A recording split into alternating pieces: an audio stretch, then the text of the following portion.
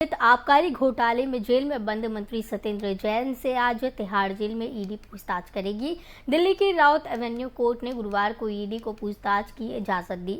ये पूछताछ 16, 22 और 23 सितंबर को की जाएगी। जैन इस समय मनी लॉन्ड्रिंग मामले में तिहाड़ जेल में है। ईडी अब कथित शराब घोटाला मामले की मनी लॉन्ड्रिंग के एंगल से जांच कर रही है। इस मामले में सीबीआई ने दिल्ली के उप मुख्यमंत्री मनीष सिसोदिया को आरोपी नंबर 1 बनाया है। सिसोदिया के परिसरों पर पहले सीबीआई ने छापा मारा था।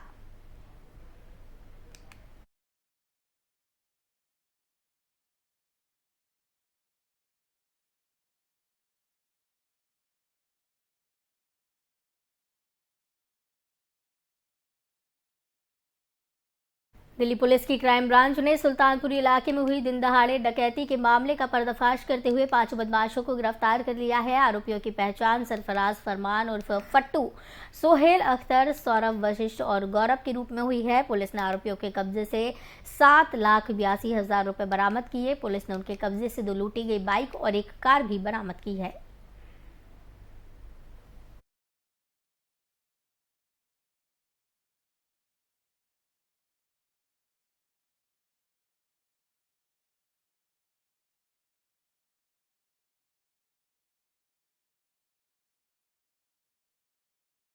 दिल्ली पुलिस संगठित अपराध के खिलाफ ऑपरेशन क्लीन स्वीप चला रही है। पुलिस ने बाहरी जिले की निगरानी में 77 व्यक्तियों पर संगठित अपराध के तहत केस दर्ज किया है।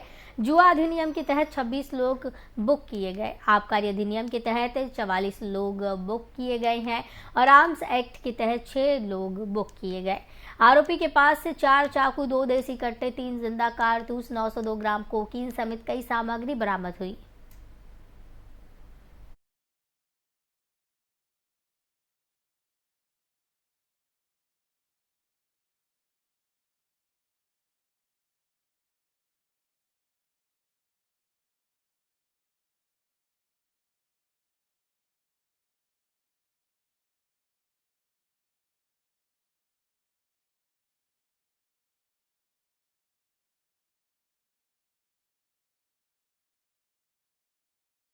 सुप्रीम कोर्ट में आज 4 अहम फैसलों पर सुनवाई होगी, जिन पर फैसले व्यापक असर पड़ेगा।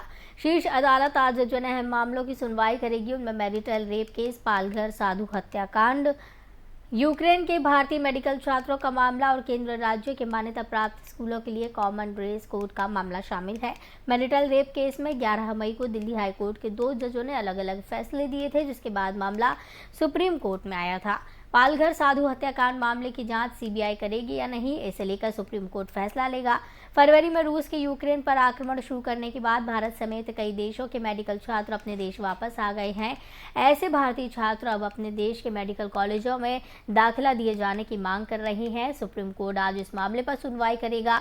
सुप्रीम कोर्ट आज कॉमन ड्रेस कोड की मांग वाली याचिका पर भी सुनवाई करेगा। सुप्रीम कोर्ट के वकील अश्विनी उपाध्याय के 18 वर्षीय बेटे और लॉ स्टूडेंट निखिल उपाध्याय ने कोर्ट में याचिका दाखिल कर केंद्र और राज्यों के सभी मान्यता प्राप्त स्कूलों के लिए कॉमन ड्रेस कोड की मांग की है।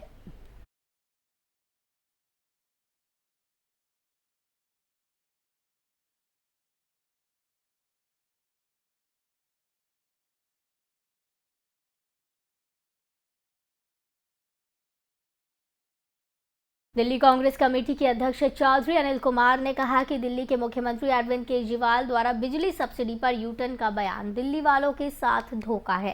केजरीवाल ने बिजली बिलों पर सब्सिडी खत्म करने की घोषणा मोदी सरकार द्वारा एलपीजी सिलेंडर पर सब्सिडी खत्म करने की तर्ज पर की। उन्होंने कहा कि मोदी सरकार रसोई गैस पर सब्सिडी आईवीआर के माध्यम से बंद कर दी है और केजरीवाल द्वारा बिजली सब्सिडी मिस कॉल और व्हाट्सएप के माध्यम से बंद करने के दूरगामी योजना लेकर आई है, जिसका सीधा प्रभाव गरीब, जेजे क्लस्टर और मध्यम वर्ग के लोगों पर पड़ेगा, जिनको पूरा 200 यूनिट की सब्सिडी मिलती थी। चौधरी अनिल कुमार ने कहा कि अरविंद केजरीवाल अवसरवादी राजनीति से प्रेरित होकर दिल्ली में 200 यूनिट बिजली की सब्सिडी को खत्म कर रहे हैं, जबकि दूसरे चुनावी राज्यों में 300 यूनिट बिजली मुफ्त देने के लुभावनी घोषणा कर रहे हैं। उन्होंने कहा कि कांग्रेस की सरकार जहां जनता को अधिक से अधिक सब्सिडी दे रही थी,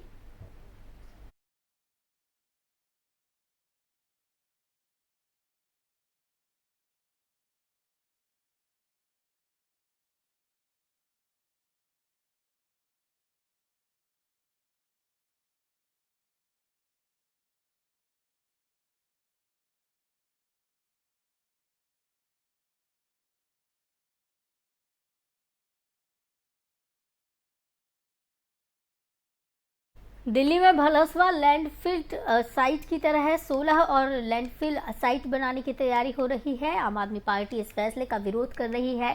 भलसवा लैंडफिल साइट पर आम आदमी पार्टी प्रोटेस्ट कर रही है। आप के नेता दुर्गेश पाठक की साथ में तमाम कार्यकर्ता और कई नेता भलसवा लैंडफिल साइट पहुंचे।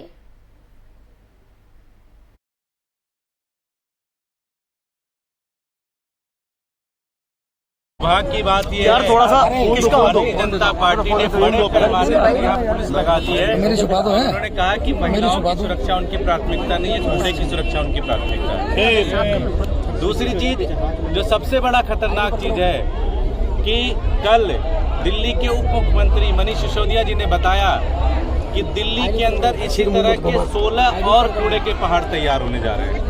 छतरपुर के अंदर, मुंडका के अंदर, तिमारपुर के अंदर, शालीमार बाग के अंदर, हर जगह ऐसे 16 और कूड़े के पहाड़ तैयार किए जा रहे हैं। अगर 16 कूड़े के पहाड़ तैयार हो गए तो दिल्ली वालों को दिल्ली छोड़ना पड़ेगा। आम आदमी पार्टी अगर निगम में आती है तो क्या इन कूड़े के पहाड़ों को हम आने के 1 साल के अंदर ये कूड़े के पहाड़ खत्म कर देंगे। सबसे खतरनाक बात है कि ये कूड़े के पहाड़ बनने में, इसकी सफाई में अब तक भारतीय जनता पार्टी ने 1200 करोड़ रुपए खर्च कर लिए। यहाँ पे सारे लोग रहते हो, आप बताओ 1 भी इंच कम हुआ है? क्या हुआ है? नहीं हुआ है। 1 भी इंच कूड़ा नहीं खर्च हुआ। एक प्रोजेक्ट में ये पैसा कमाने का साधन है पूरी भारतीय जनता पार्टी का। भारतीय जनता पार्टी सिर्फ इन कूड़े के पहाड़ से पैसा कमा रही है और उनका लक्ष्य है इसी तरह के 16 और कूड़े के पहाड़ तैयार करना। हम मर जाएंगे लेकिन ये होने नहीं। आम आदमी पार्टी लगातार कहती है कि कूड़े के पहाड़ों को लेकर एक बड़ा भ्रष्टाचार है। अगर सत्ता में अगर आप आते हैं एमसीडी में का सबको जेल भेजेंगे। ठीक है। वहाँ की बात ये यार थोड़ा सा भारतीय जनता पार्टी ने बड़े पैमाने पर यहाँ पुलिस लगा दी है। उन्होंने कहा ग्रेटर नोएडा दबंगों के हौसले बुलंद है। कंस्ट्रक्शन साइट पर दबंगों ने युवक को लात घूसों से जमकर बेरहमी से पीटा। 3 दबंगों ने गाली गलौज करते हुए जमकर मारपीट की है। कंस्ट्रक्शन साइट पर वर्क ऑर्डर मिलने के बाद भी दबंग ने ठेकेदार की जमकर पिटाई की है। बदमाश काम शुरू करने के एवज में रंगदारी मांग रहे थे और इस दौरान 1 लाख रुपए की मांग की जा रही थी, जिसका वीडियो वायरल हुआ है। इस मारपीट का आप देख सकते हैं तस्वीरों में भी। कोतवाली कासना का ये पूरा मामला बताया जा रहा है। कासना थाना क्षेत्र का ये पूरा मामला है, जहां पर आप वीडियो में भी देख सकते हैं कि किस तरीके से दबंग मारपीट कर रहे हैं। इस दौरान लगभग 1 लाख रुपए की रंगदारी मांग की जा रही थी, जिसके चलते बदमाशों ने मारपीट की। दबंगों के हौसले लगातार बुलंद हैं।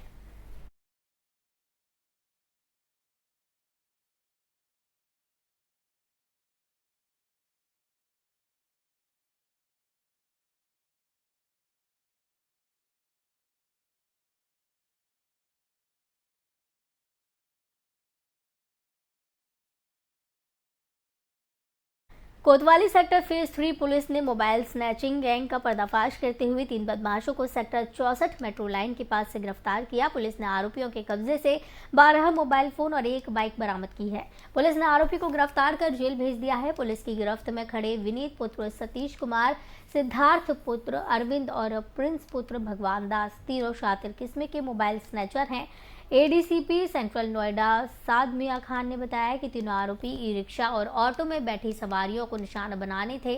पलक झपकते ही बड़ी सफाई से ई रिक्शा व ऑटो में बैठी सवारियों की जेब से फोन निकाल लेते थे और फिर बीच रास्ते में उतरकर भाग जाते थे। ये लोग मोटरसाइकिल पर सवार होकर राह चलते लोगों से मोबाइल भी छीनकर भाग जाते थे।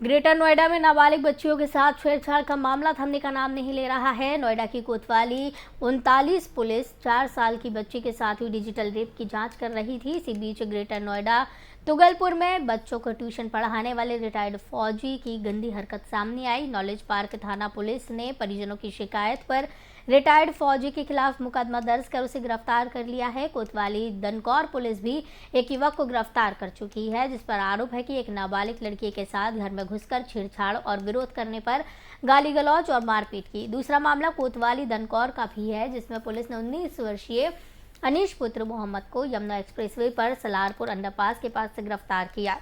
दनकौर प्रभारी ने बताया कि 9 सितंबर को अनीश पुत्र मोहम्मद ने वादिया के घर में घुसकर उसकी नाबालिग पुत्री के साथ छेड़छाड़ की और विरोध करने पर गाली गलौज और मारपीट की थी। वादिया की शिकायत पर थाने में छेड़छाड़, मारपीट और पॉक्सो एक्ट के तहत मुकदमा दर्ज किया गया। आरोपी को यमुना एक्सप्रेसवे पर सलारपुर अंडरपास के पास से गिरफ्तार कर जेल भेज दिया है।